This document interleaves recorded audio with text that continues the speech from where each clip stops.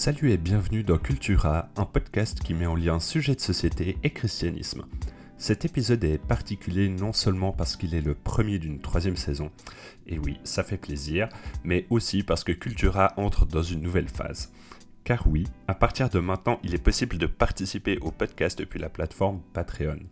À partir de quelques francs ou euros par mois, tu pourras rejoindre une communauté de personnes curieuses, découvrir les sources qui alimentent les épisodes, mais aussi poser des questions auxquelles nous répondrons avec Yves dans des épisodes spéciaux questions-réponses. Alors rejoins-nous sur Patreon en cliquant sur le lien dans la description.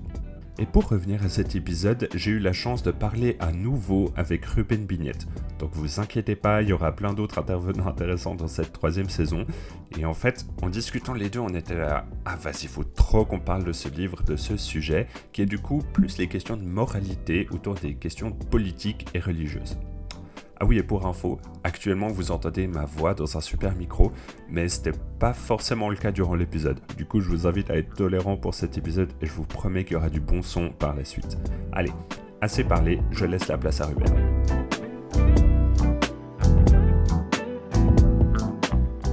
Bonjour Ruben, je suis vraiment content de t'inviter à nouveau sur ce podcast.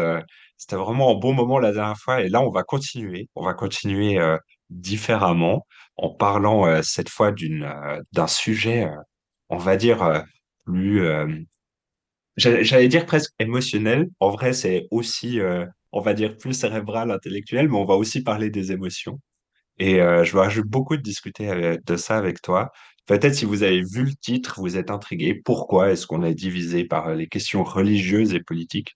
Et puis là, cet épisode, il est un petit peu différent, en particulier parce que on va partir d'un livre que Ruben et moi, on a lu, qui s'appelle The Righteous Mind, Why Good People Are Divided by Politics and Religion, en anglais. En français, malheureusement, il n'est pas traduit, ou pas encore. Peut-être il le sera un jour, ce serait vraiment bien. Mais du coup, c'est en gros pourquoi est-ce que les bonnes personnes sont divisées sur les questions politiques et religieuses. Pour ça, je suis avec Ruben, justement, on va en parler, on est via Zoom. En vrai, j'ai installé un mini studio d'enregistrement dans ma chambre, comme ça, avec tous les rideaux, la literie, ça résonne pas trop. Euh, mais on devrait réussir à s'en sortir. Donc, bienvenue Ruben, comment est-ce que ça va? Yes, merci.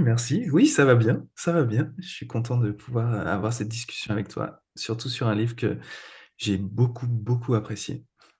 Mhm. Ouais, trop bien. Et ouais, bah ouais, à fond, je crois vraiment, moi, ça m'a marqué. En tout cas, c'était un highlight de l'année 2022. Ça fait partie de mon top 5. Hmm. Mais peut-être rapidement, est-ce que tu pourrais rapidement te présenter pour peut-être les personnes qui ne te connaissent pas encore, qui n'ont pas écouté le dernier épisode avec toi? Ouais, c'est sûr. Voilà, je m'appelle Ruben, je suis papa d'un enfant de 2 ans et mari.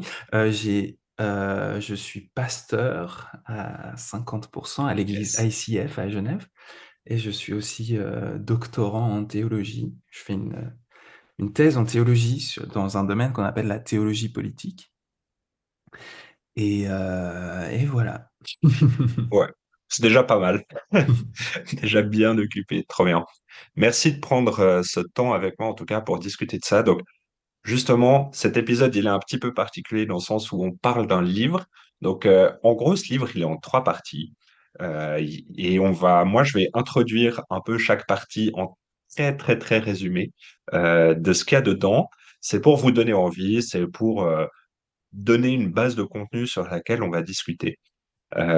Du coup, Ruben va réagir chaque fois en fonction, et puis je me réjouis de l'entendre. Voilà, comme Cultura, c'est des discussions, on va garder ça dans une idée de spontanéité, de rebondir chacun sur ce que dit l'autre.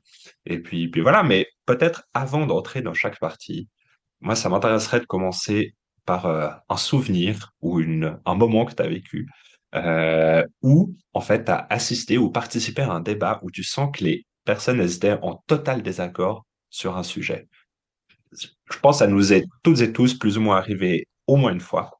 Et peut-être pour qu'on puisse tous s'identifier à ça, de savoir un peu ce qu'on parle, qui est intellectuel, émotionnel, est-ce que tu pourrais nous donner un ou deux exemples?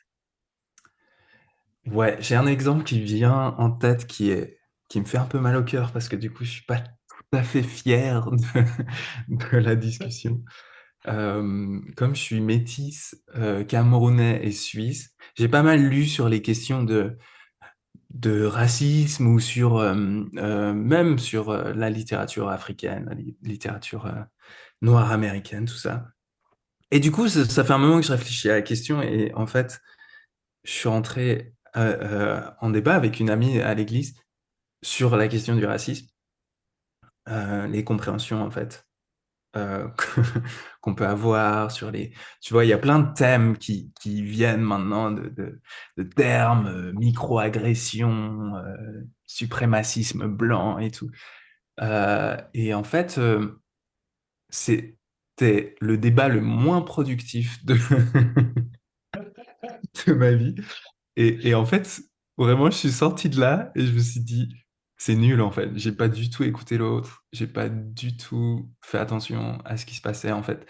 Plus qu'à un niveau intellectuel, à un niveau émotionnel, qu'est-ce que la personne en face de moi vivait et en fait de faire place à une autre expérience euh, du sujet que moi. Et du coup, je suis sorti de là et j'étais là. Je, Je réfléchis à Jonathan Haidt et à la question de réussir à faire des bons débats et en fait, je me retrouve à me vautrer dans des débats pas du tout productifs. Donc voilà, je suis pas très fier. Je comprends tellement le nombre de fois où, même depuis que j'ai lu le livre, j'étais là, même sans forcément l'exprimer direct, je suis juste là. Attends, mec, t'as rien compris, il faut que tu comprennes la vérité. En fait, t'es juste là, à la place de se poser, tu sais, c'est genre l'éléphant en moi. Ouais. J'expliquerai après plus en détail ce que c'est, mais genre l'émotion, l'impulsivité, elle est là. Et Mhm. puis, ouais, je comprends trop. Mais du coup, ça s'est fini, ta discussion, un petit peu, chacun est reparti dans son coin sans avoir forcément changé sa perspective ou un peu quand Ouais, même. absolument, Est-ce que tu sais? absolument. Ouais, on était juste plus fâchés ou tristes ou enfin, déçus, mais sans avoir rien changé sur nos opinions. Et c'est ça le mal. Je pense qu'il y a de la place pour des bons vieux débats, tu vois, des trucs où Ouais. vraiment tu vas et... Parce que moi, ça m'aide en fait. Je crois que j'ai besoin de débattre, j'ai besoin de sauter sur quelqu'un et de lui dire pourquoi il a tort pour me rendre compte, mais tiens, en fait, ils tiennent pas mes arguments. Mais là, en l'occurrence, bah, c'était pas approprié. Je pense qu'il y a des temps pour ça et tu peux discerner quand c'est bien de te prendre la tête avec ton pote pour, euh, pour le fun, et puis d'autres moments où en fait, tu as juste besoin d'être à l'écoute. Et en fait, là, j'étais clairement pas à l'écoute. Ouais. Ah, trop bien, merci de partager. Mais ouais, moi je me posais aussi un peu la question avant d'enregistrer ce podcast, puis oui, il y a eu plein de fois, mais en fait, je crois il y a aussi eu des moments où ma perspective elle a un petit peu changé. Je pense notamment sur les questions environnementales, écologiques, où en fait je me rends compte que, enfin, pendant un temps, je pense que je pouvais être enfin, très peu nuancé là-dessus. Maintenant, je le suis peut-être un peu plus, même si je garde toujours des convictions profondes par rapport à ça. Je crois qu'on a un mandat culturel en tant que chrétien de prendre soin de la planète. Mais je dirais Mhm. la question, c'est vraiment pourquoi est-ce qu'on fait telle ou telle action? Pourquoi est-ce qu'on laisse avoir de l'impact, etc. Ça fait Mhm. déjà quelques années que volontairement, je prends plus l'avion et puis peut-être qu'un jour, je vais le reprendre, mais pour ça, il faut que j'ai une bonne raison. J'exclus pas totalement, mais voilà. Puis, je dirais maintenant en tant qu'architecte aussi, vu que j'exerce un peu plus mon métier, maintenant, c'est aussi toutes ces questions. Je pense notamment, là, on travaille sur des, des, des études plus urbaines. Et puis, du coup, on est en lien avec des politiciens. Puis, du coup, c'est un petit peu, OK, on veut rendre ça le plus durable, le plus écologique possible. Et puis du coup, il y a des questions, ok, est-ce qu'on rase tel bâtiment pour y planter des arbres? Est-ce que écologiquement, ça fait vraiment du sens de détruire tout un bâtiment qui est du coup toute une énergie grise et enfin, produire énormément de déchets pour Mhm. finalement y planter de la nature? Est-ce que ça fait vraiment du sens? Et du coup, c'est un petit peu ce truc où on peut vite se prendre la tête, même. entre écolos, j'aurais envie de dire. Ok, qu'est-ce qui est juste par rapport à ça? Mhm. Et d'aller au-delà de l'étiquette, je dirais, puis plus se poser la question pourquoi. Euh, Mhm. mais voilà, là, dans ce cas-là, c'est plus politique. Toi aussi, dans un sens, c'était plus politique, l'exemple que tu utilisais. Et puis, Mhm. la réalité, c'est aussi que, justement, ça touche aussi les questions religieuses. Ah, tu crois ça, mais du coup, ça veut dire que nanana. Et à ce Mhm. moment-là, ça peut vite devenir très enflammé comme débat ou comme ça. Ouais. Ouais, ouais. Ouais. Mais, du coup, je veux juste discuter un peu de ça avec toi. Donc là, je vais parler de cette première partie du livre, euh, donc qui Jonathan Haidt l'a appelé L'intuition vient avant la raison. Et du coup, il explique, il métaphorise ça, si on veut, avec un chevalier sur un éléphant, dans le sens que nous, en tant qu'êtres humains, quand on débat, on est tous comme des chevaliers sur des éléphants. Et puis les éléphants, c'est l'intuition, c'est vraiment la passion, si on veut, et qui va des fois bousculer. Et puis la raison, c'est comme le chevalier sur l'éléphant, et qui va essayer de guider un petit peu nos émotions. Donc c'est justement l'intuition vient avant la raison, dans le sens où l'éléphant il va commencer à charger, peut-être à se déplacer du chemin, et puis du coup on a toujours besoin de notre raison pour la guider. Et en fait, il donne plusieurs exemples, notamment un qui m'avait marqué, c'était qu'en gros dès l'âge de 6 mois, un enfant il va regarder comment les personnes elles parlent entre elles, même s'il comprend pas tout. À 6 mois on comprend vraiment pas grand-chose. Et en Mhm. fait, il va développer un sens moral selon la sympathie de ces personnes. Donc, si une personne a l'air sympathique, eh ben, à ce moment-là, elle va être d'accord avec ce que cette personne dit. Euh, et c'est un peu l'éducation qui va faire ce genre de choses. Enfin, pour moi, c'est vraiment un genre de séduction. Euh, mais enfin, en fait, je réfléchissais à ça, je disais, ah, bah, tiens, c'est un peu comme quand on est à l'école, qu'on n'aime pas l'allemand. Est-ce qu'on n'aime vraiment pas l'allemand pour ce que c'est, ou est-ce qu'on n'aime pas l'allemand parce que le prof d'allemand était relou, parce qu'il nous a fait lire des livres pas intéressants, parce que sa personnalité était finalement pas coopératrice ou comme ça, ou un peu rigide. Je vais à fond dans les clichés de l'allemand. Euh, Mhm. mais, euh, mais du coup, il y a un petit peu ce truc où, OK, en fait, peut-être la raison me dit que c'est important d'avoir l'allemand, donc le chevalier, mais l'éléphant, les émotions disent, ah, mais non, en fait, je suis pas d'accord ou j'aime pas la personne qui m'enseigne ça. Donc ça, c'est un petit peu une chose. Et puis, euh, et puis en fait, Jonathan Haidt, il continue en disant, ah, mais en fait, le moment où on a le plus de chances de changer nos avis moraux sur les choses, c'est simplement quand la discussion, elle est apaisée, quand les éléphants sont calmes et puis que les chevaliers peuvent parler entre eux. Euh, et c'est vraiment à ce moment-là que les éléphants se détendent et puis que ça va. Et en fait, une autre dimension que rajoute l'auteur, qui est, je trouve, hyper intéressante, c'est une comparaison entre Platon et Glaucon.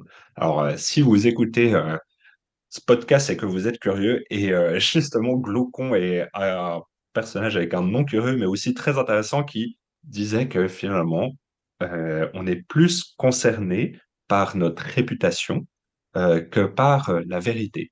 Je dis ça très rapidement parce que Platon, en gros, il disait que notre raison, et enfin, on est tous motivés par la vérité, à connaître la vérité, à chercher la vérité, et puis pour ça, on utilise la raison.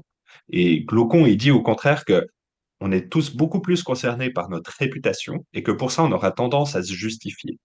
Et que du coup, la vérité, elle n'est pas si importante que ça tant que notre réputation, elle reste en place.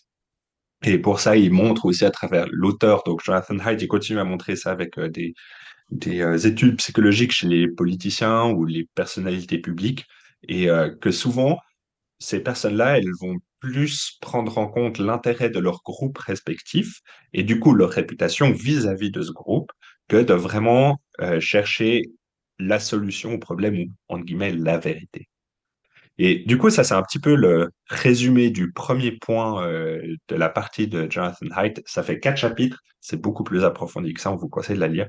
Mais du coup, c'est un petit peu la base de discussion avec toi, Ruben, de Mhm. OK, t'entends ça, à quoi est-ce que ça te fait penser dans notre réalité de chrétien, de cette idée de l'intuition, de la raison, de Mhm. l'appartenance au groupe, de ce côté Mhm. de justification? Ouais, je pense qu'il y a un truc, peut-être tu l'as peut-être sauté dans ton résumé qui est assez intéressant et je me rends compte, c'est non seulement il dit on est dirigé beaucoup par nos émotions, mais il Mm. dit que en fait, le processus rationnel sert vraiment à justifier des jugements qui ont été émis déjà intuitivement, donc émotionnellement. Et du coup, tu sais, tu te rappelles un peu de toutes ces expériences dont il parle. Il dit, on met les personnes dans une situation où ils doivent juger de la moralité d'un acte, mais justement, ils essayent de faire en sorte qu'il y ait, ce soit des actes qui sont en fait, qui ne créent pas de victimes. Tu vois, et je sais pas si tu te rappelles des exemples, mais il y a un exemple assez choquant. Il dit, Oui, oui. euh, imagine, il y a quelqu'un qui va au supermarché, il achète un poulet, et puis après il rentre chez lui, il se masturbe avec le poulet, après il le cuisine et il le mange. Est-ce que c'est mal? Et là, les gens, ils disent, oui, c'est mal. Et puis on leur dit, ah, ok, pourquoi c'est mal? Euh... Et en fait, les gens bloquent.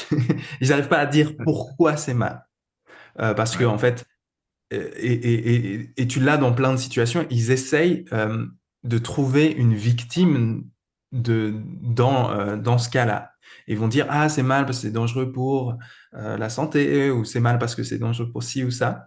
Et en fait, euh, ce qui est intéressant, c'est il y a un autre cas qui est encore plus intéressant, c'est il parle de il y a un frère et une sœur qui ont des rapports incestueux, mais protégés. C'est quoi le problème? Tu vois. On dit, ouais, ils ont fait ça une fois, ils ont essayé, ils n'ont pas trop aimé, puis ils se sont dit, ok, voilà, on le refera plus. Il n'y a pas eu d'enfant, il n'y a pas eu de ci ou ça. Est-ce que c'est mal? Et en fait, les gens, ils répondent, oui, oui, oui, c'est mal. Et après, on leur dit, OK, pourquoi c'est mal? Ben, parce qu'ils pourraient avoir des enfants. Non, mais c'est écrit dans le truc, ils n'ont pas d'enfants, ils sont protégés. Non, bah alors, ils pourraient avoir des enfants. Enfin, tu vois, en fait, ils sont dans une Ouais. incapacité totale à dire pourquoi c'est mal, et pourtant, ils sont sûrs que c'est mal. Alors, en fait, ce qui est intéressant là, c'est que Haidt, il dit, bah, du coup, ça veut dire que, en fait, le jugement motif est ensuite rationnel. Hein. C'est-à-dire qu'ensuite, on va se justifier. Et du coup, en fait, de là viennent plein de conclusions. Tu vois, en fait, si tu essayes de comprendre pourquoi tu as les jugements que tu as, euh, ben, c'est parce que tu as été éduqué dans tes passions, ou enfin, il y a quelque chose en toi qui réagit en lien avec ça, dans ton appareil émotionnel. Tu vois. Et ça me fait penser en fait à Saint Augustin qui disait, bah, les êtres humains, c'est pas d'abord des animaux rationnels, comme disait Aristote ou qui, euh, les êtres humains, c'est d'abord des animaux, il dirait, érotiques, c'est-à-dire éros, en grec, c'est le désir, tu vois. C'est des êtres de désir. Donc, en fait, les gens, tous les êtres humains sont mus par le désir. Ils sont mus par, en fait, cet aspect en eux, l'amour, le désir des choses, le désir, et ultimement le désir de Dieu, tu vois. Mais Ouais. et c'est ça en fait, que je trouve très intéressant chez Haidt, qui est pas du tout croyant ou quoi, mais c'est que il a vraiment une façon d'écrire la, la vie morale des gens qui résonne en fait avec ce que Saint-Augustin enfin les grands penseurs du christianisme ont dit. Mais c'est comme ça qu'on fonctionne en tant qu'être humain. On est dirigé non pas d'abord par la passion pour ce qui est vrai, on est en fait des êtres d'abord mus par notre désir émotionnel. Et du coup, si on veut changer, il faut pas juste changer ce qu'on croit, tu vois. Tu sais, si tu vas à Ouais. l'église et on te dit euh, comment est-ce que tu vas changer à l'église, tu vois? Souvent on dit, tu sais, genre, faut pas faire ci, faut pas faire ça, faut faire ci, faut faire ça. Hein? Faut prier plus, faut être plus gentil, faut donner plus d'argent, faut, faut être généreux avec ses voisins, faut pardonner. Nan, nan. On te dit tout ce qu'il faut faire. Comme si, en fait, la réalité, c'était que tu avais besoin de plus d'informations.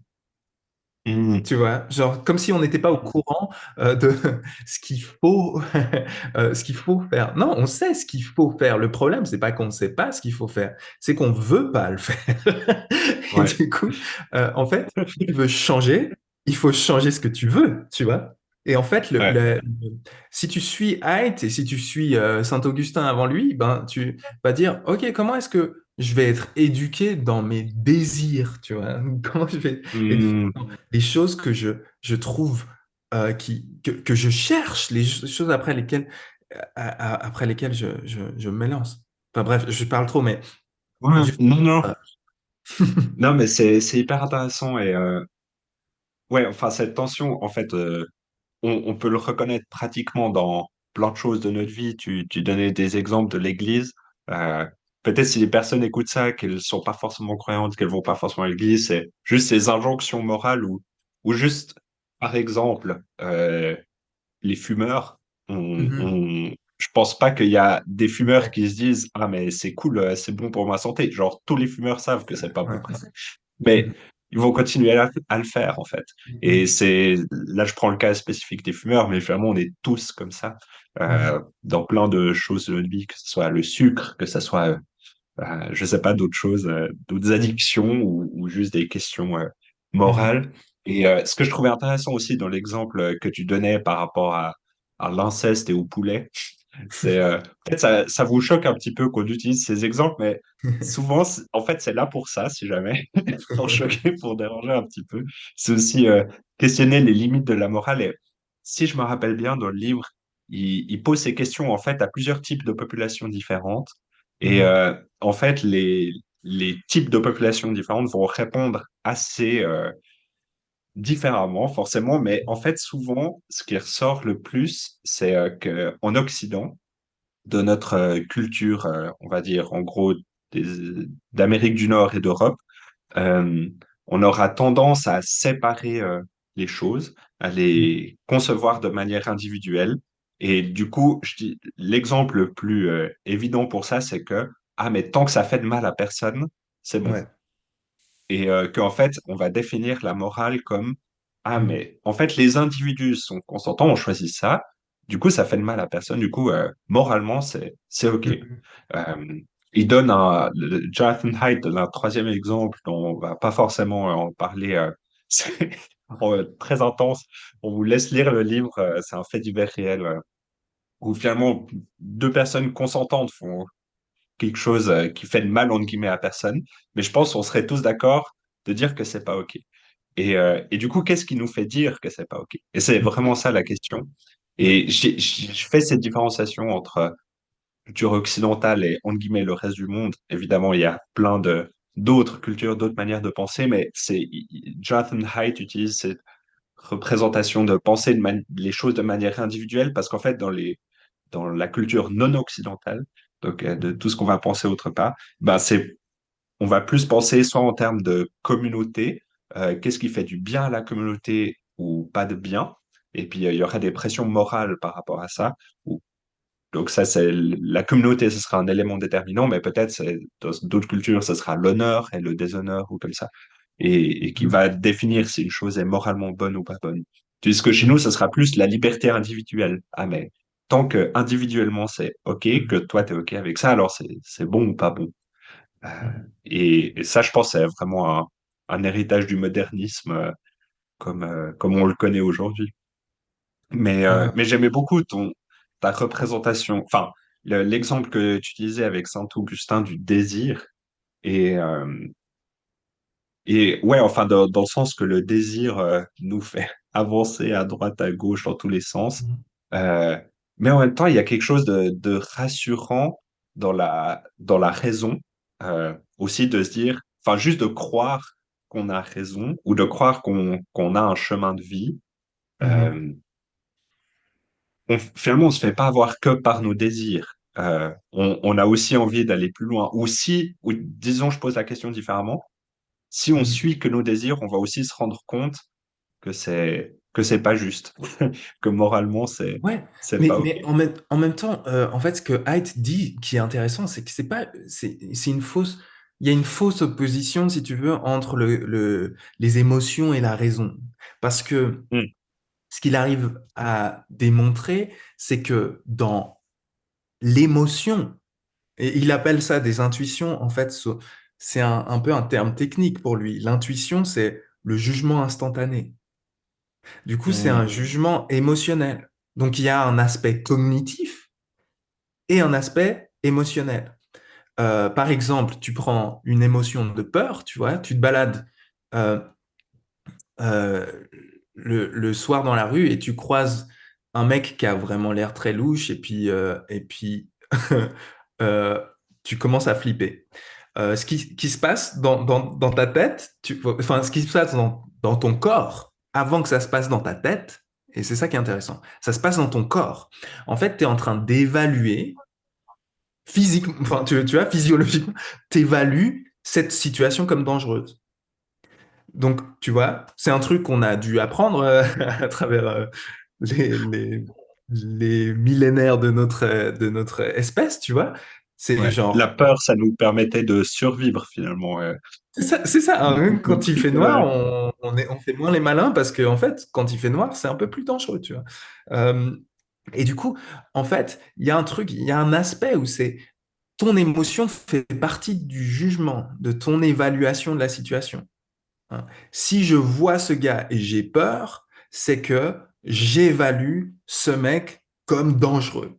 Et du coup, en fait, ce que dit Haidt, c'est pas du coup, en fait, ça sert à rien la raison, parce qu'en fait, je pourrais venir à voir que en fait, ah mais non, mais c'est un bisounours ce gars, il est en or. Et du coup, je peux amender, si tu veux, mes émotions ou ma réaction émotionnelle à partir de ma raison qui m'a dit non mais je le connais, c'est machin. Et puis tu vois, j'ai pas de raison d'avoir peur. Ah, t'inquiète, moi je suis Ouais. ceinture noire de taekwondo, je peux lui péter la gueule. Enfin, tu vois ce que je veux dire? C'est Ouais, genre, ouais. en fait, il est pas en train d'opposer l'un ou l'autre, je crois, ou en tout Hmm. cas il ne devrait pas, mais de dire qu'il y a, il y a un rapport beaucoup plus complexe. Et Ouais. le truc de dire, par exemple, ils essayent avec ses potes psychologues, ils font une étude où ils essayent de faire vendre à des gens qui ne croient pas en l'âme, à des athées, il leur dit, est-ce que tu acceptes de me vendre ton âme pour 5 $? Et ouais, mais je crois pas en l'âme. Ouais, mais t'inquiète, t'as pas besoin d'y croire. Tu me vends ton âme, tu signes là, je te file 5 $. Et les gens, ils refusent. Et en fait, c'est marrant parce que tu vois, c'est un geste qui t'as besoin de croire qu'il se passe une transaction là pour refuser la transaction, tu vois. Euh, mais en fait, non, émotionnellement, tu sais qu'il y a quelque chose de pas net, tu vois, Ouais. tu évalues émotionnellement quelque chose, ou peut-être rationnellement, t'en es pas là, tu vois. Et Ouais, donc, ouais, ouais. ce qui est intéressant, c'est en fait cette interaction raison et émotion, elle, elle est pas aussi claire que ce qu'on pense.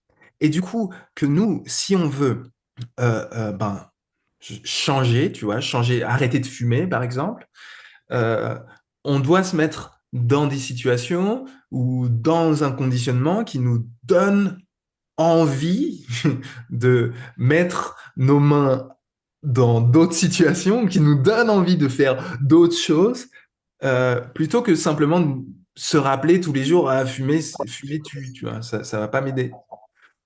Donc, en fait, c'est un peu cette interaction-là entre la raison et le comportement et les émotions qui est en fait super, super intéressante. Et du coup, Ouais.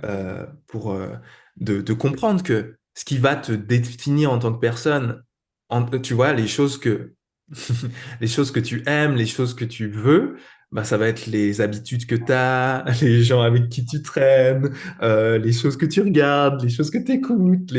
Tu vois, genre, à quelle heure tu te lèves, à quelle heure tu te couches, ça détermine de manière tellement plus forte ce que tu vas devenir comme personne que plutôt que les choses que tu crois. Enfin, c'est Ouais. assez... Non, c'est clair, c'est clair. Non, mais j'aime beaucoup ça. Et je crois qu'il y a un truc presque ironique où des fois, on a un peu cet héritage aristotélicien où je sais pas, de croire qu'on est des gens de raison, euh, Ouais. que telle ou telle chose va nous faire nous améliorer, mais en fait, on est profondément plus émotionnel que ce qu'on a Mhm. tendance à Ouais, croire ouais, c'est vrai. automatiquement. Mhm. Et, j'aime beaucoup cette lecture, en tout cas, que Jonathan Haidt donne, et puis les exemples que tu donnes aussi. Euh, donc voilà, pensez la prochaine fois que vous avez un débat à pourquoi est-ce que vous dites les choses. Et, et du coup, peut-être ça nous permet de passer au deuxième point, ou Mhm. la deuxième partie dont on va discuter un peu. De nouveau, c'est un contenu assez riche dans le livre. J'ai sorti en fait une partie où il parle de 5 points où il dit que la morale est plus que les dommages et l'équité, dans le sens que notre vertu ou ce qu'on considère comme bon, eh ben, c'est comme une langue avec 5 goûts différents. Et du coup, ces goûts, si on veut, ces réceptacles ou ces déclencheurs, je devrais même plutôt dire, on va tous réagir d'une manière différente si un, deux ou plusieurs de ces déclencheurs sont activés. Donc, je vais rapidement faire la liste de ces 5 déclencheurs. Et puis ensuite, on va parler un petit peu de ce que ça dit sur nous. Mais du coup, le premier déclencheur, c'est prendre soin et faire mal. Donc, c'est un peu, chaque fois, ces déclencheurs, ils sont en duel. Donc, il y a une forme de dualité. Donc, d'un côté, prendre soin et de l'autre, faire mal. Donc, ça touche beaucoup les gens en lien avec la souffrance et l'empathie, où souvent, ça donne envie de prendre soin des démunis et de ceux qui souffrent. Donc, prendre soin et faire mal. Premier déclencheur. Le deuxième déclencheur, c'est égalité et tricherie. Donc, ça touche beaucoup l'idée de coopération sans exploiter les gens, où ça donne envie de vivre plus d'altruisme, donc de générosité entre les uns et les autres, et en contrepartie aussi de punir les tricheurs. Donc, ça, c'est un déclencheur. Peut-être chez vous, c'est important, l'égalité et la tricherie. Deuxième déclencheur. Ensuite, le troisième, loyauté et trahison. Donc, ça touche beaucoup les coalitions ou les alliances ou les contrats. Donc, à ce moment-là, on va plutôt valoriser les gens qui travaillent en équipe et qui donnent envie de punir ceux qui trahissent le groupe. Si ce déclencheur il est très fort chez vous, ça veut dire que l'idée de communauté, d'appartenir à ce groupe, et il est très important. Ensuite, le quatrième point, c'est autorité et subversion. Donc, c'est à ce moment-là, on est plus sensible aux questions d'hierarchie sociale, par exemple aux signes, aux rangs, aux statuts sociaux, et on juge en fonction de leur comportement et de leur légitimité. Donc, autorité et subversion. C'était le quatrième. Et puis, pour passer au cinquième, c'est plus sacré et dégradant. C'est un peu difficile à traduire des fois de l'anglais, mais c'est simplement que à ce moment-là, on devient très sensible aux questions qui ont des valeurs symboliques et ou irrationnelles, des fois très fortes, mais qui sont perçues comme un ciment social. Donc, il y a des choses qu'on va considérer comme sacrées. On ne sait pas trop pourquoi elles sont sacrées, mais on va dire que c'est vraiment très, très important de garder ces choses, et d'autres qui sont au contraire très dégradantes. Et, euh, et du coup, voilà. Donc, c'est un petit peu les 5 points, les cinq déclencheurs, réceptacles sur notre langue de la moralité. Et du coup, souvent, on a tendance à traiter les questions avec ces filtres-là, avec ces 5 déclencheurs. Donc, je sais pas, je donne un exemple. Par exemple, quelqu'un de pauvre vole dans un supermarché. Eh ben, à ce moment-là, une personne qui est peut-être plus sensible à la question de prendre soin, elle va plus facilement justifier l'acte de la personne qui vole dans un supermarché. Et peut-être que quelqu'un pour qui la question de loyauté et trahison est plus importante et ben à ce moment-là, la première réflexion, ce serait de se dire, ah, mais en fait, peut-être cette personne aurait dû plus travailler pour gagner de l'argent, et comme ça, elle pourrait payer au supermarché à la place de voler. Donc, en fait, on va définir des questions morales d'une manière, enfin, à travers ces 5 filtres. Alors, Jonathan Haidt en a identifié 5. En réalité, on pourrait en imaginer plus. On hésitait à intégrer avec Ruben un sixième qui est plus liberté, oppression. Euh, mais du coup, ouais, ça nous montre que on va réagir selon une grille, ou en tout cas, comme l'auteur nous le propose là, à des situations morales. Qu'est-ce que ça t'évoque, toi, Ruben, d'entendre ces 5 points sur notre lecture du monde, sur notre manière de juger les actes des autres? Bah, là où je trouve super utile, c'est qu'en fait, si tu regardes ces 5 points de sensibilité, il parle de papille gustative morale, en fait, ben, c'est des trucs que lui, il va en fait mettre un peu sur le spectre conservateur progressiste. Et en fait, c'est Ouais. super intéressant de voir ça.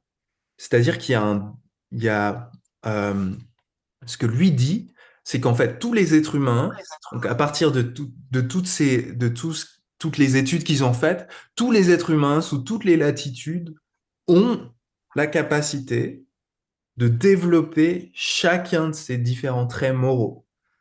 Donc, t'as pas une seule euh, personne humaine qui va croire que euh, faire mal aux gens plutôt que prendre soin d'eux, c'est moralement bon, tu vois.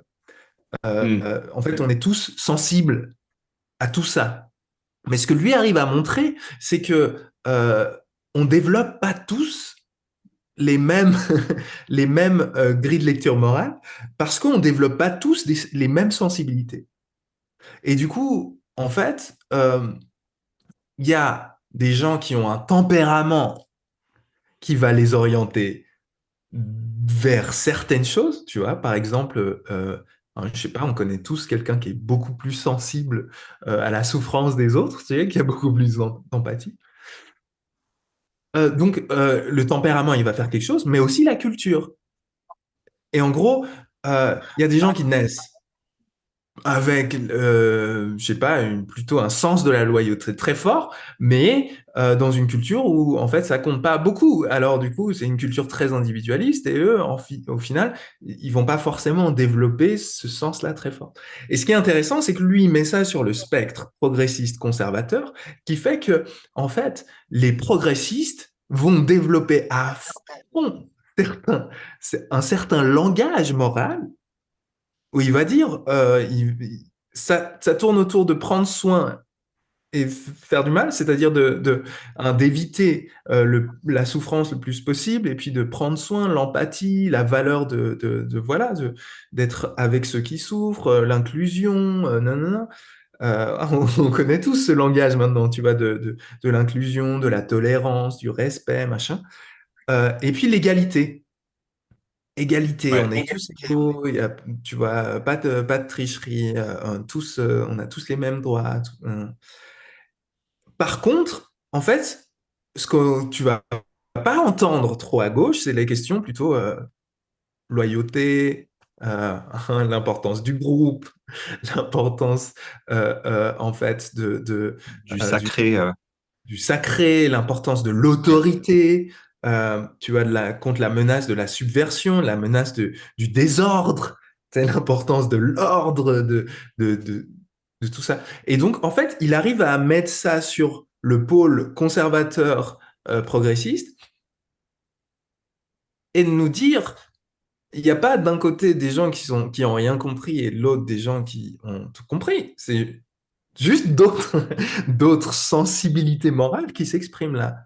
Euh, et du coup, en fait, c'est extrêmement intéressant parce que ça nous dit, euh, on- en fait, si tu veux entendre la totalité de l'évaluation morale de la question, bah, il faut que tu fasses parler différentes personnes.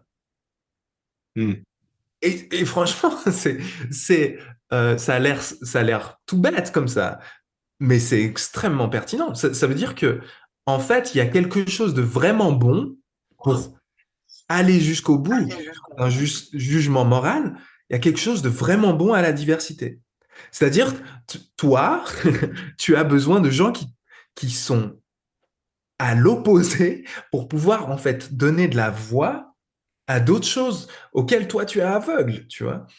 Et en fait, ça veut dire qu'on a besoin dans la société, on a besoin dans les associations, on a besoin dans les églises, on a besoin dans les familles de gens qui sont plus en mode un peu liberté, bienveillance, machin, et puis des gens qui sont plus en mode loyauté, autorité, ordre, tout ça, pour pouvoir donner vraiment du relief aux problématiques morales. Ouais. Enfin, c'est fou. Et ça veut dire que, ben, tu vois, moi je trouve ça révolutionnaire dans le sens où, en fait, nous on est un peu coincé, on est dans une ère où on est un peu coincé dans le registre de si ça fait de mal à personne, bah alors ça peut pas être mal, tu vois. Il y a Ouais. que cette voix-là qui parle dans notre évaluation morale du quotidien, tu vois, dans les journaux, dans les trucs, les sujets de société. Mais si, si ça fait de mal à personne, comment ça pourrait être mal? Mais la réalité, c'est qu'il y a plein de choses qui font de mal à personne, mais qu'on trouve quand même pas bien, tu vois. Ouais, non, mais Tu c'est vois? vraiment ça. C'est vraiment ça. Et ouais, d'ailleurs, c'est intéressant de juste placer le contexte parce que le livre, il a été publié, je crois, il y a 10 ans, quelque chose comme ça, aux États-Unis, justement. Et j'ai l'impression qu'on ressent, on dit toujours l'Europe est un petit peu en décalage 10-15 ans par rapport aux États-Unis. Et puis en ce moment, Mm. justement, j'ai l'impression que ces questions de division morale, elles sont très présentes. Et, euh, Ouais. et du coup, ce qui est intéressant aussi, c'est de se dire que si on prend l'exemple de ce qui est saint, enfin de ce qui est sacré et dégradant, en fait, qu'on soit, si je me rappelle bien, l'auteur, il dit chaque côté, que ce soit progressiste ou conservateur, est sensible à ça, en fait, mais de manière Mm. différente. Dans le Ouais. sens où les conservateurs, ils seront peut-être plus sensibles sur la question de la sexualité, enfin, si on prend le corps Ouais, qui est ouais, sacré, tout dans à le fait. sens, les conservateurs, ils vont Mhm. le dire, ah bah, bon, ils vont plus mettre l'emphase à tu couches pas avec n'importe qui. Et Mhm. puis, tu fais attention à ça, ton corps, il t'appartient, c'est important de savoir avec qui tu passes du temps, une certaine intimité. Et puis, par contre, ils vont pas du tout faire attention en général à ce qu'ils mangent. Et ils vont être moins attentifs au type de Mhm. nourriture, alors que du côté progressiste, peut-être sur la question d'intimité avec qui tu partages ton corps, avec qui tu couches, ils vont être moins à cheval. Par contre, sur la question de ce que tu manges, de faire attention à faire du sport, à faire du Ouais. yoga ou à manger de manière équilibrée, là, ils vont être beaucoup plus à cheval Mhm. là-dessus. Donc, Ouais. ce que je trouve intéressant, c'est finalement, quoi qu'on prenne comme déclencheur moral, ça va Mhm. concerner les deux côtés, mais on Ouais. va mettre de l'emphase plus sur Ouais. certains de ces récepteurs que d'autres. Tout à fait. Ouais, en fait, on va être. euh, en fait, la question, c'est surtout la question de la rhétorique morale, tu vois. C'est-à-dire, Mm. en fait, on est très moralisateur sur plein de domaines, mais on s'en rend pas compte, tu vois. De Tu ouf. sais, quand tu vas manger au McDo et que tu te sens un peu souillé, c'est une évaluation morale, tu vois. C'est c'est Et un genre, peu physique aussi. c'est un peu physique, mais il y a quelque chose de l'ordre du j'ai fait j'ai fait un petit sacrilège, tu vois. Ouais, Genre ouais, j'aurais dû manger des graines de chia et je sais pas quoi. Là, je me serais senti sanctifié, tu sais. Et il y a quelque chose de l'ordre de ouais.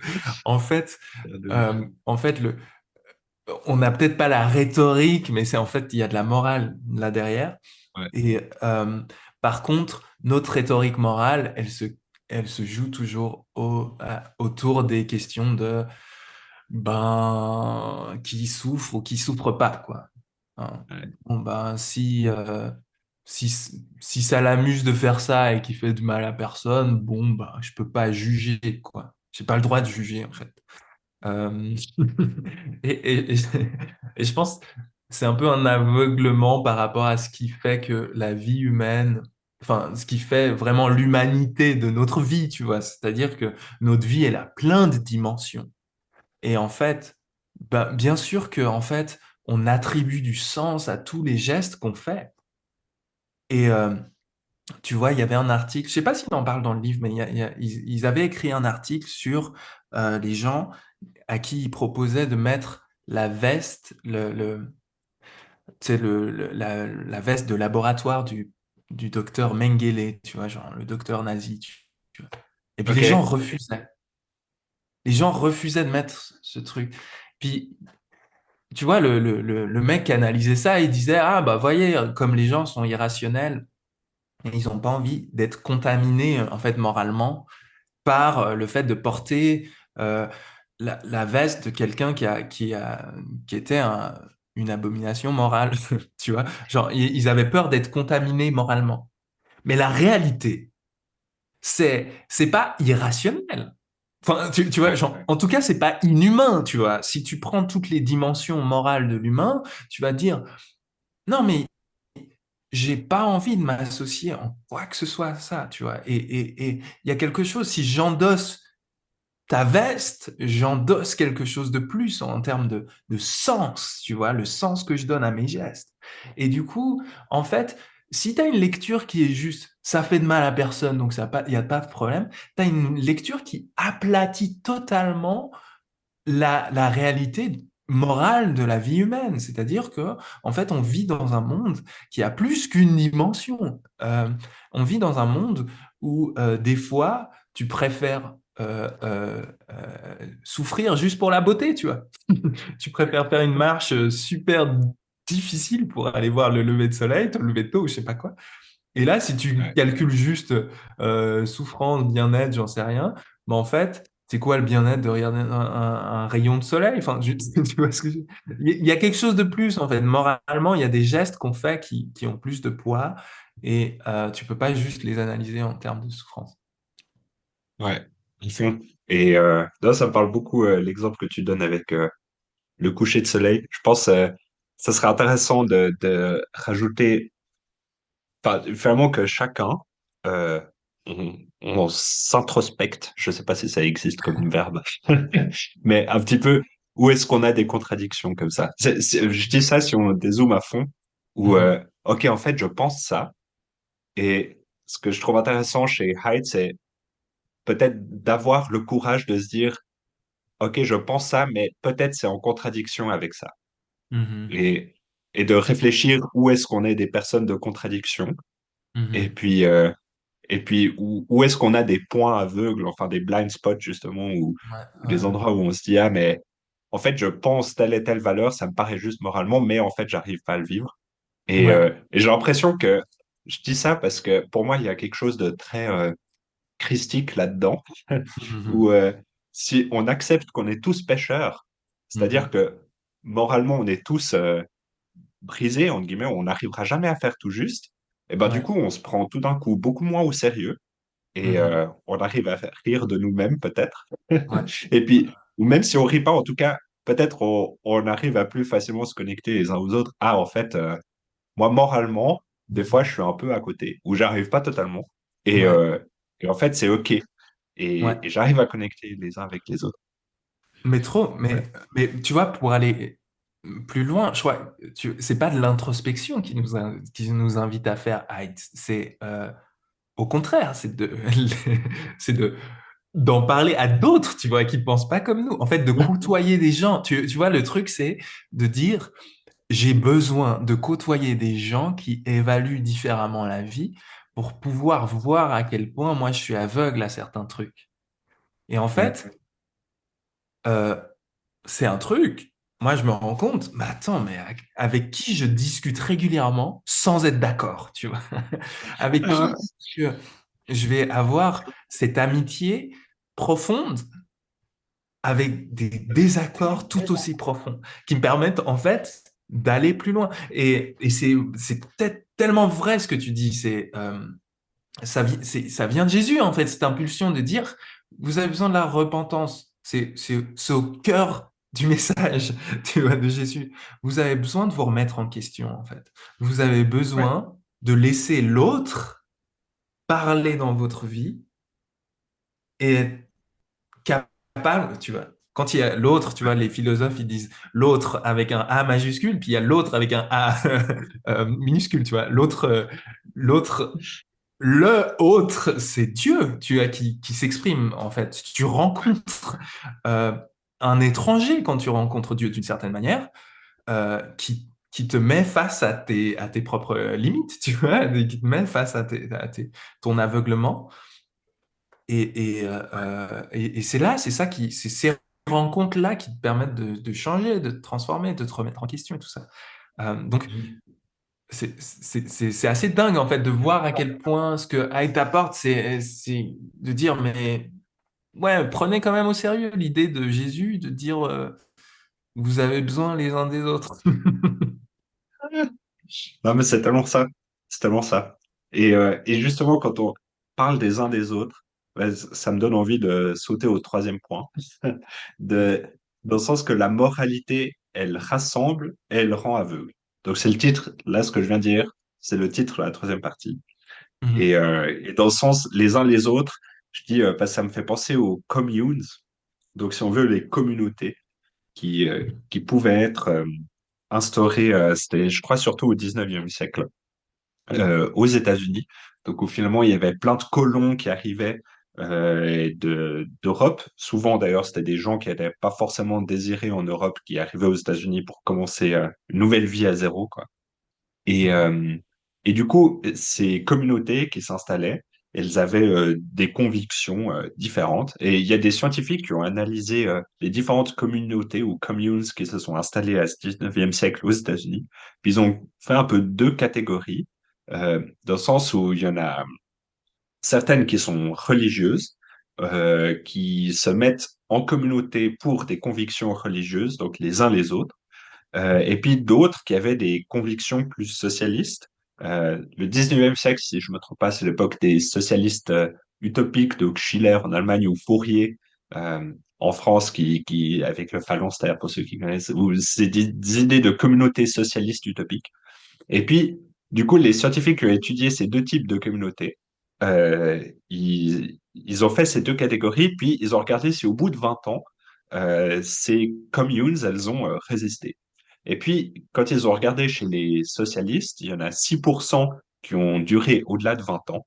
Et puis, dans les communautés religieuses chrétiennes, il y en a 39% qui ont duré au-delà de 20 ans. Et mhm, ce résultat, ça m'a beaucoup interpellé. Tu sais, j'étais, ah, mais pourquoi?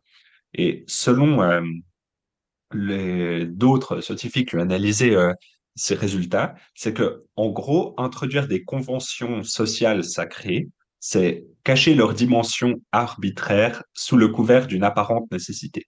C'est un petit peu dense comme phrase, je vais essayer de leur dire. Introduire des mhm, conventions sociales sacrées, c'est cacher leur dimension arbitraire sous le couvent d'une apparente nécessité. Donc, ça, c'est pour les communautés plus religieuses, donc ils se soumettent à un idéal commun, si on veut, ou à Dieu. Et puis, Jonathan Haidt, il rajoute, mais lorsque des organisations séculaires demandent des sacrifices, donc dans les communautés plus socialistes, eh ben, chaque membre a le droit de demander un rapport coût-bénéfice, en mode, ah, mais pourquoi mhm, est-ce que je devrais faire ça? Et puis, du coup, beaucoup refusent de faire des tâches qui n'ont pas l'air d'être logiques ou rationnelles.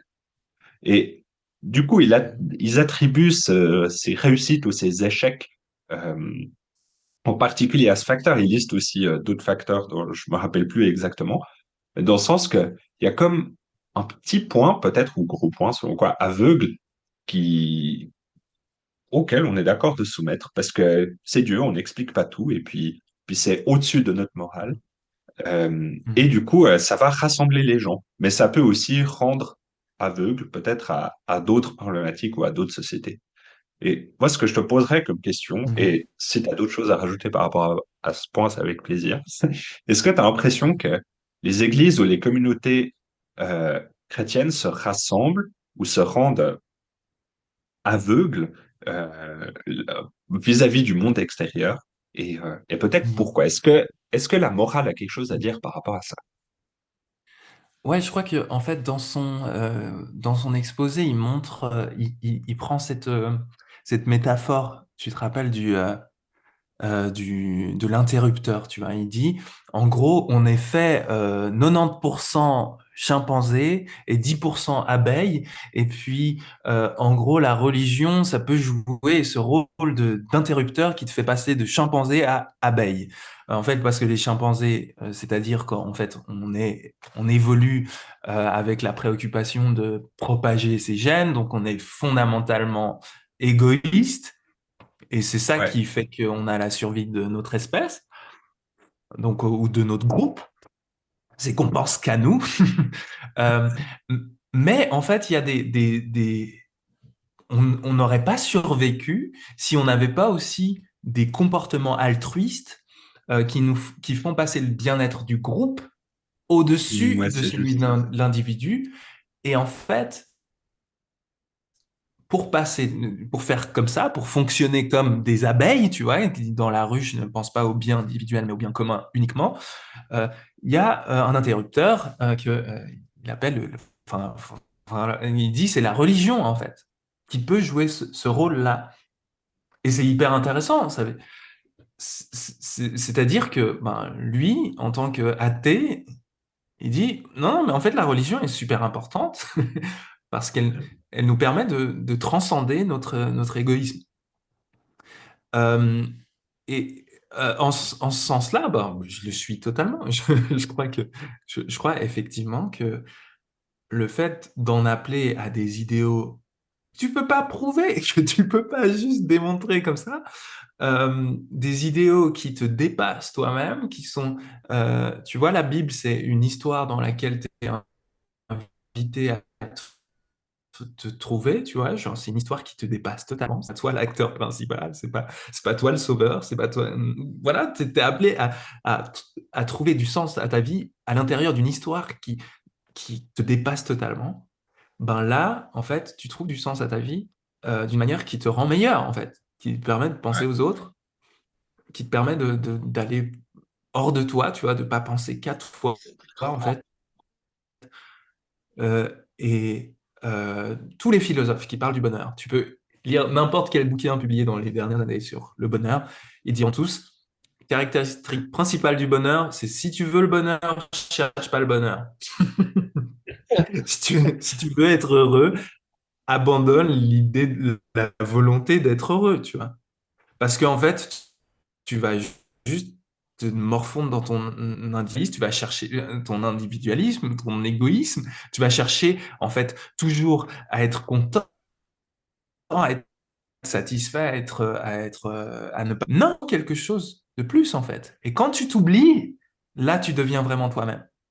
Et du coup en fait ouais, l'intérêt de la religion en général et pour moi du christianisme en particulier, c'est cette capacité à venir t'appeler à être vraiment toi-même en sortant de toi-même, en sortant de tes ouais, préoccupations, de tout ça.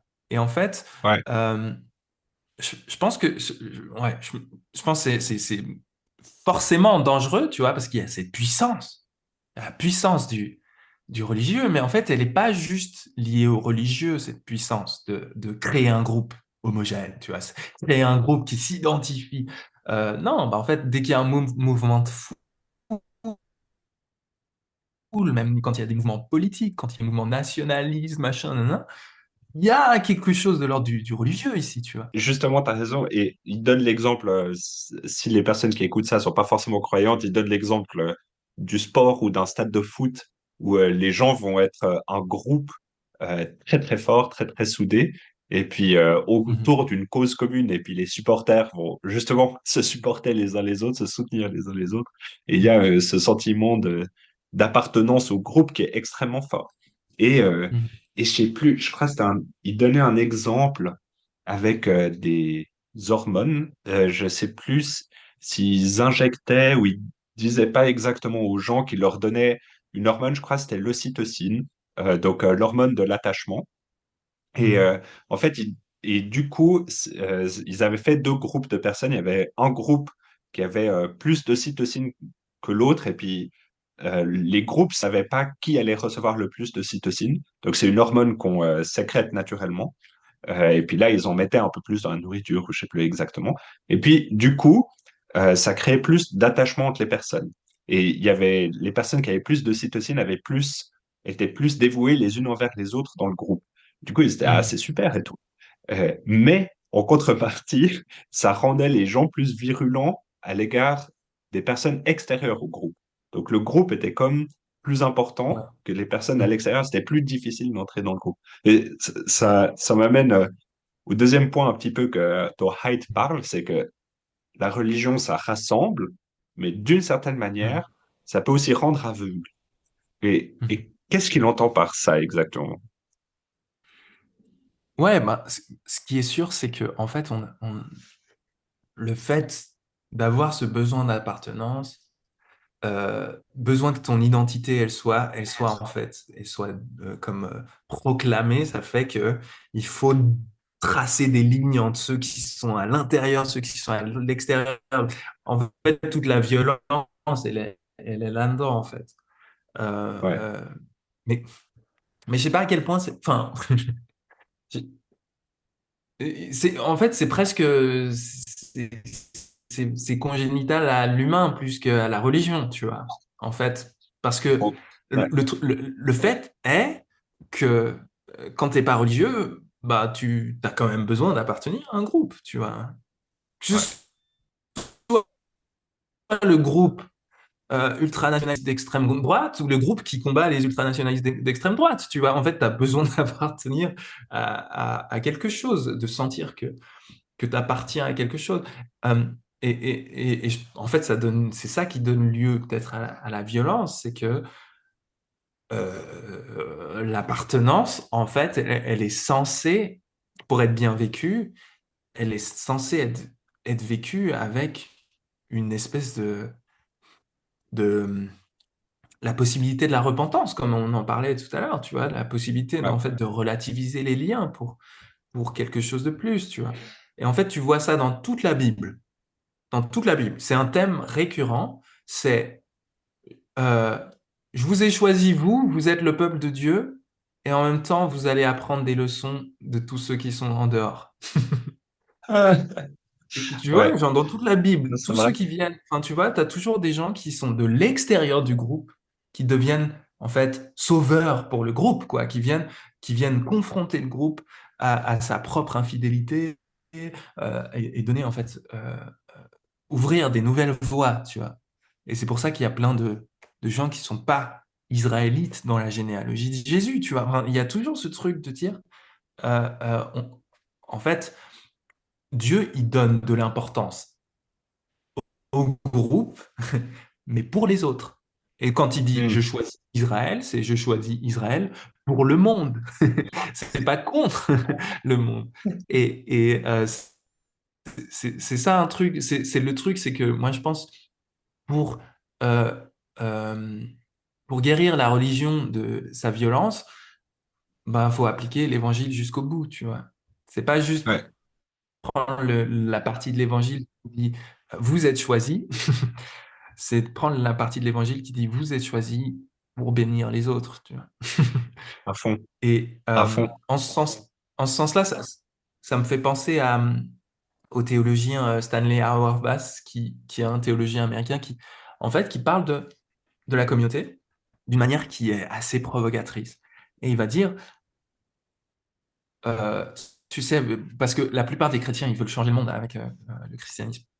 Dire, on a des réponses à tous les problèmes du monde, quoi. Il dit, non, la tâche première de l'Église, c'est d'être l'Église. C'est pas de changer le monde.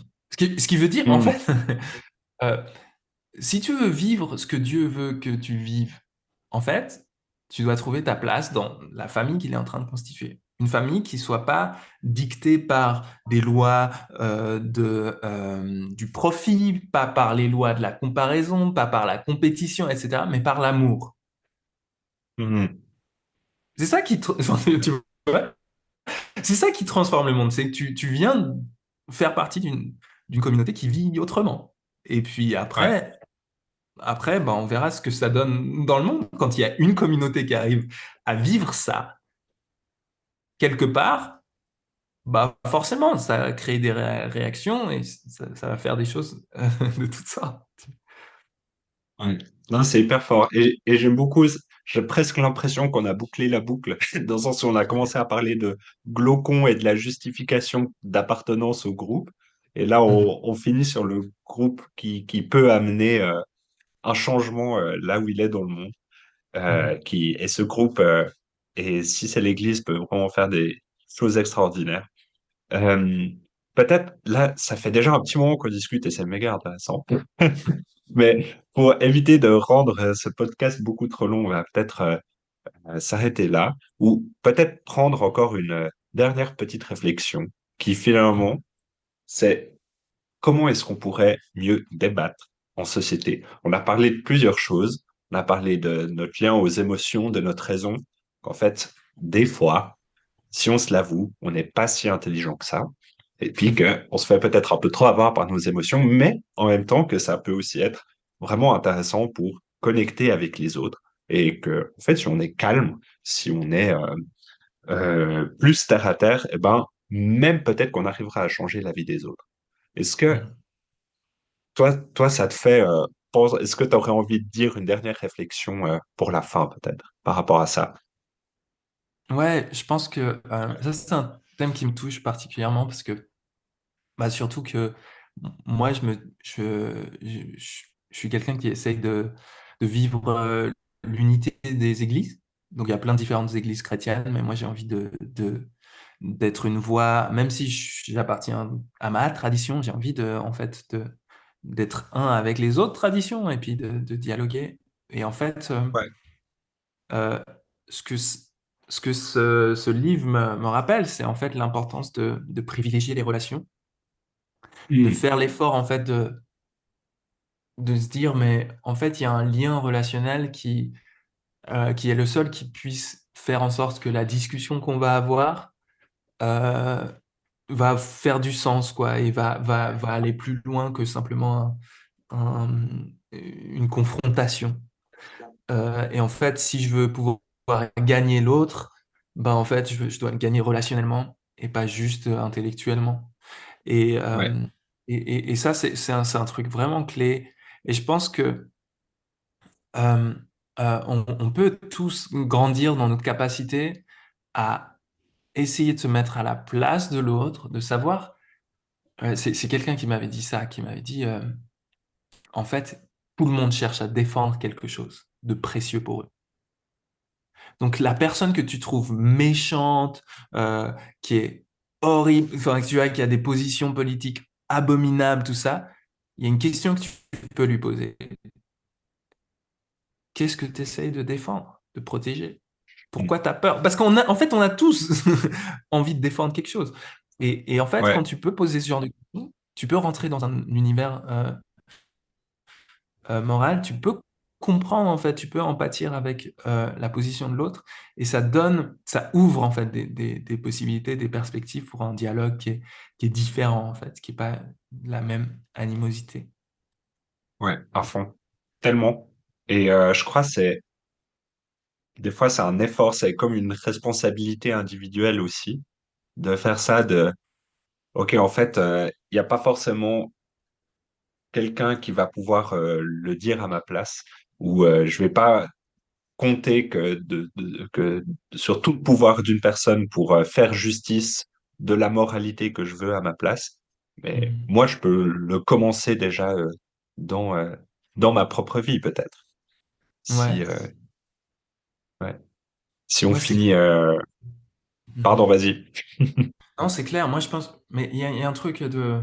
J'ai pas envie d'éterniser le podcast, mais il y a juste une réflexion que j'avais, c'était sur l'importance de comprendre ce qui nous motive, nous. Et le livre, il nous aide pas mal à ça. Comprendre ce qui nous motive, nous, parce que tu vois, tu sais, il y a tous ces gens qui ont voté pour Trump aux États-Unis, et genre, tout plein de chrétiens qui ont voté pour Trump. Et tu te dis, mais comment c'est possible? Enfin, tu vois, en Occident, on se dit, en Europe, je veux dire, on est un peu. Mais qu'est-ce qui se passe? Ouais, Euh, et en fait, je crois qu'il y a une leçon qu'on peut tirer de ces années de Trump et de la tournure que ça a pris dans les églises évangéliques. Je crois que c'est des gens qui ont profondément peur de plein de choses euh, et, et ils ont voté pour quelqu'un qui allait être assez violent à leur place, tu vois. Ouais, En fait, ce sentiment d'être une minorité religieuse en danger. euh, mais nous, on est chrétiens, on n'a pas le droit tu vois, d'être violent. Par contre, il y a ce mec qui vient qui vient en fait promettre d'être méchant et violent et dur et de taper sur nos adversaires, tu vois, et de taper sur ouais, nos ennemis politiques. Et je crois que enfin, tu vois, c'est pas une analyse que je suis le seul à faire, tu vois, mais je crois que c'est un truc duquel il faut qu'on se méfie comme la peste, tu vois, de dire, de t'as pas cette capacité de savoir ce qui te motive vraiment, tu vois. Et tu te mets à défendre un mec qui se bat euh, pour toutes sortes de choses qui sont pas du tout en accord avec ta foi, qui se bat dans des manières qui sont pas du tout compatibles avec l'évangile, mais il se bat contre tes ennemis. Alors du coup, tu le valides et ouais. tu le justifies. Ouais, non, c'est clair. Merci pour ce moment de discussion. Et je suis désolé, je finis un peu abruptement comme ça. Mais, euh, mais je trouve vraiment Non, non, mais intéressant et en t'inquiète. tout cas, on espère que ça vous aura parlé, que ce moment d'échange vous permettra de grandir dans les prochains débats que vous aurez. Et puis, bah, merci et à bientôt. Ciao! Ciao.